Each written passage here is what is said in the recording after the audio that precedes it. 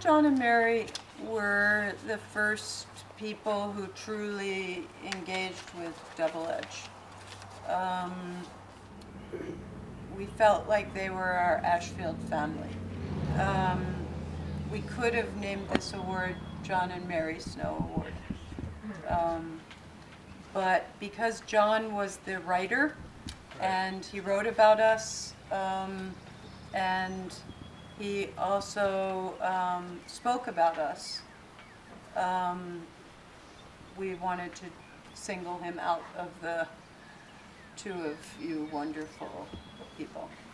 But in any case, I think it wasn't just that they were relating to us.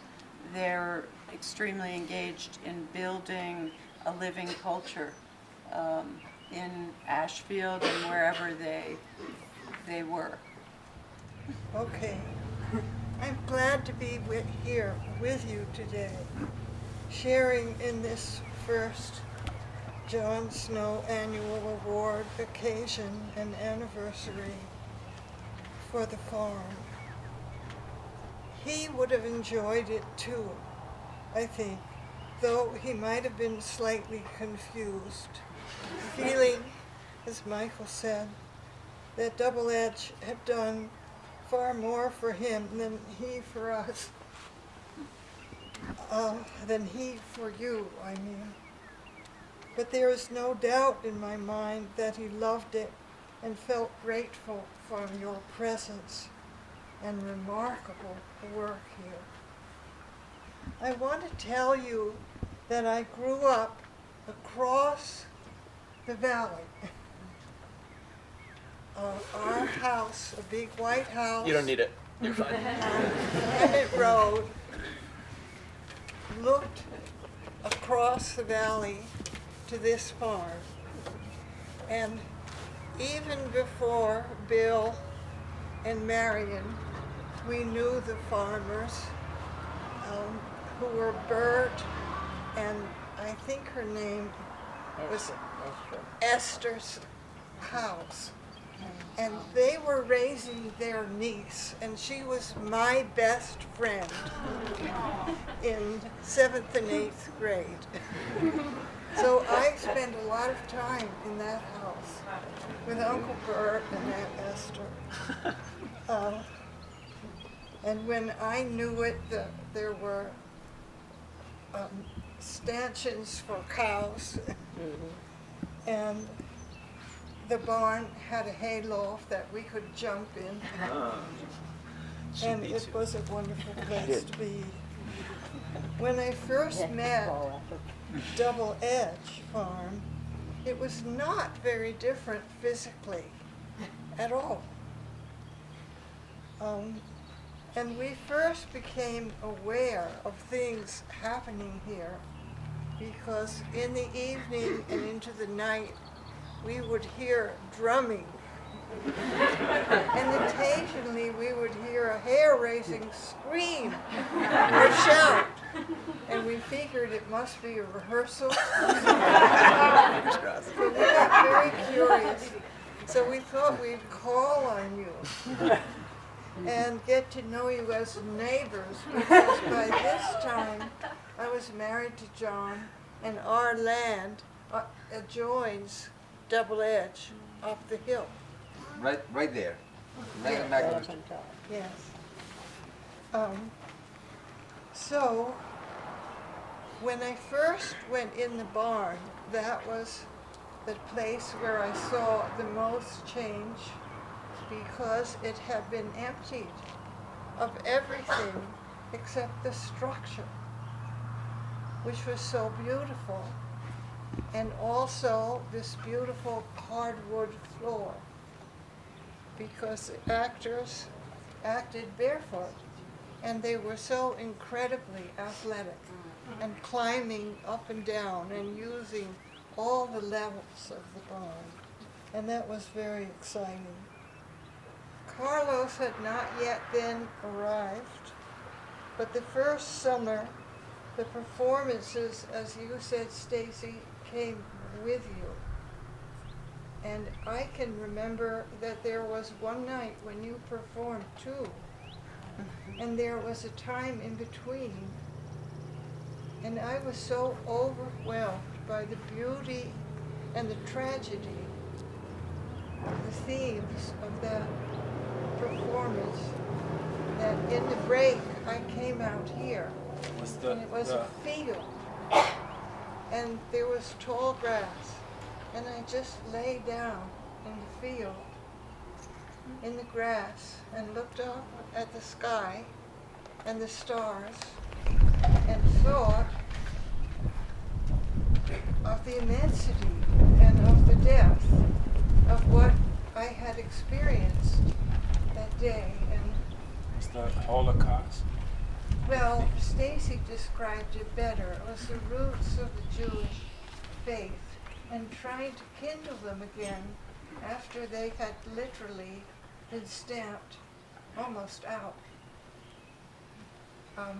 And I remember that from the very first, I was so incredibly impressed by the music, which was the most beautiful singing and also sometimes instrumentalist combined, that it just blew me away. And I have listened to a lot of music, but I have never heard music as it is integrated in your performances.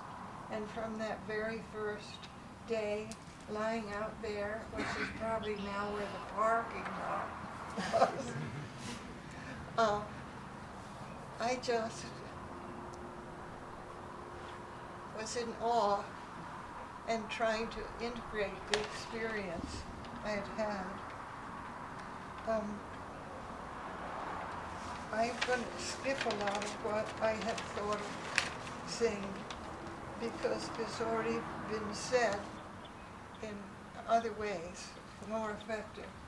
But I do want to tell you that when we first came to call on you, we had a feeling, this is a very avant-garde.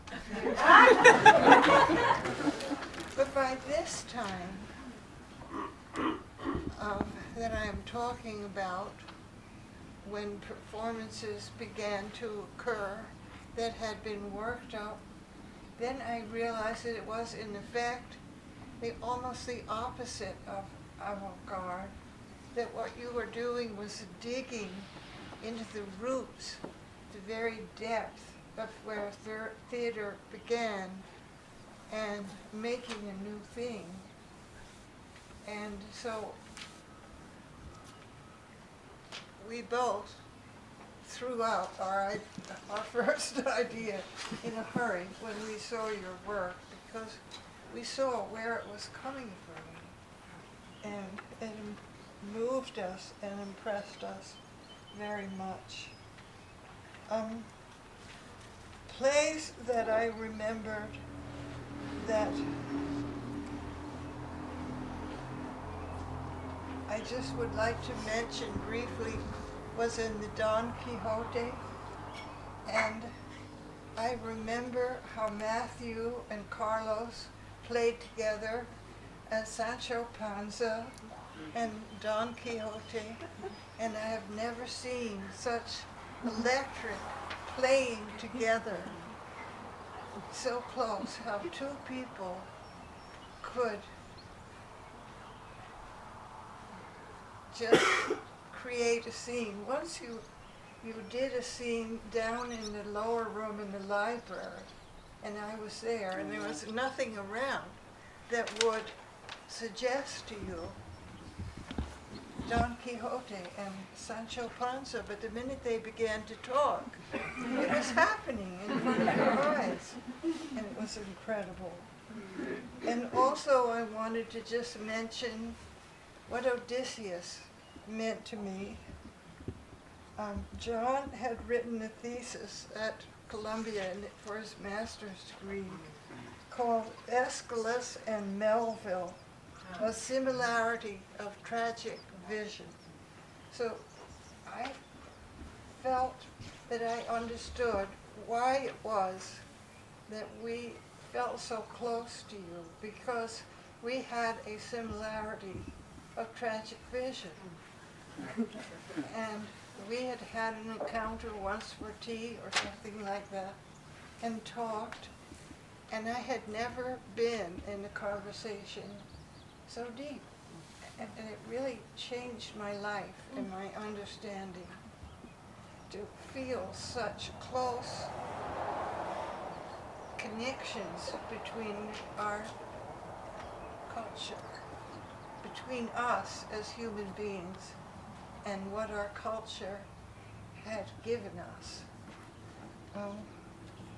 And I just wanted to close with some words that as I remember Carlos ended the Odysseus, maybe it was the first year of the Odysseus, when he has returned home as an old man and has had years and years of travel and adventure all through the Mediterranean world, and comes home, but after a while he begins to feel, as he grows older, this yearning for another adventure. And as I remember, he walked out into the dark and up the hill towards our house.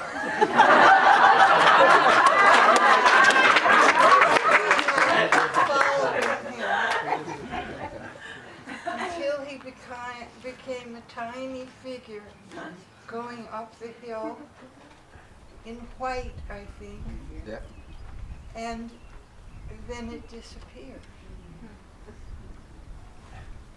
That was one of the most moving moments of my life. And it was so beautiful. It was also very good to see him reappear. Anyway, there was a poem by a modern Greek writer, poet, that was included in the program, and I have saved it all this time. It's been up in my kitchen. I'm just going to read you a few lines from the end of it, because it also expresses to me something about a description of double edge. Ithaca, this is at the end of the poem, the last few lines. Ithaca gave you the marvelous journey. Without her, you would not have set out. She has nothing left to give you now.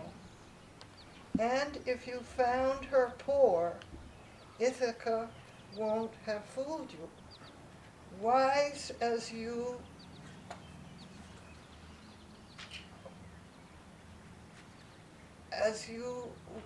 will have become, so full of experiences, you will have understood by then what these Ithacas mean.